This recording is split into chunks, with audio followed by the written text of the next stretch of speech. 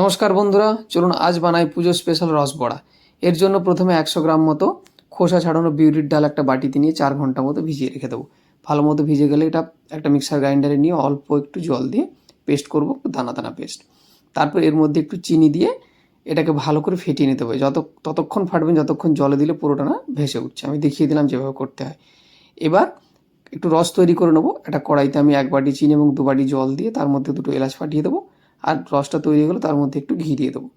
এবার কড়াই গরম করে সাদা তেল গরম হয়ে গেলে তার মধ্যে আমি, যেহেতু এটা চটচটে, তাই হাতে একটু জল নিয়ে ঠিক ঠিক ছোটো ছোটো করে বড়াগুলো দিয়ে দেবেন। বড়াগুলোকে এবার উল্টে পাল্টে আস্তে আস্তে আস্তে আস্তে করে ভেজে নেবেন। গোল্ডেন কালার এসে গেলে দেখবেন সম্পূর্ণ ভাজা হয়ে গেছে। লো আঁচে ভাজবেন। তারপরে এই রসের মধ্যে দেবেন, রসটা যেন হালকা গরম থাকে।